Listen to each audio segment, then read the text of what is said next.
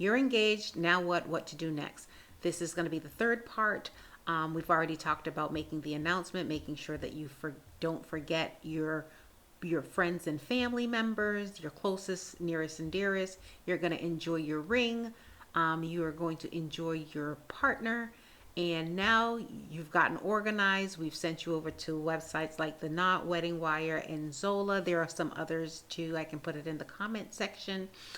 So now you're ready to go. You're starting to get organized and you're going to start your checklist. So once you select your wedding date or wedding season, I've heard venues say that maybe not get so stuck on the date, because if there's a venue that you particularly like that might not be available, you might want to think of seasons, unless there's a specific date that you want to stick with, right?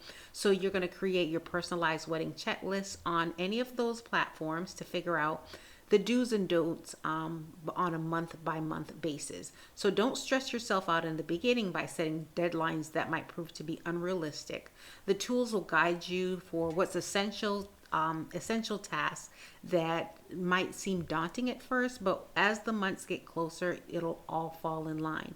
So initially, you'll be thinking photographer, venue, date, dress, tuxedos, who's going to be my maid of honor, and things like that. But not to worry, it's organized. The tools do have planners that can put it in section and break it down for you in what needs to come first, right? So you don't need to hire everybody all at once.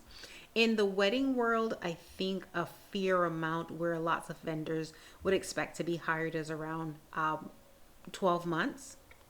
Especially your venue and your DJ and photographers, they book up quickly, pretty quickly.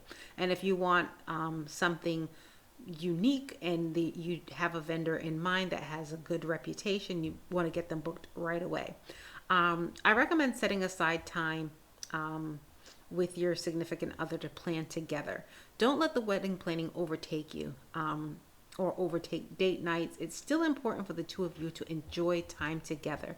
As a premarital mentor, I know I keep emphasizing this. It's super important to make sure that you think about the relationship and not just the event. So through it all, you want to make sure that you and your significant other are on the same page or can come to some sort of agreement. So you want to make sure that you're focused, and this eliminates a lot of confusion. So you also want to divide and conquer while still communicating. This is the best way to get things done. If you and your partner should both be involved in every step of everything, it's going to make it a lot more overwhelming, right? So make a list of the details that you've taken care of, and then you share them with one another.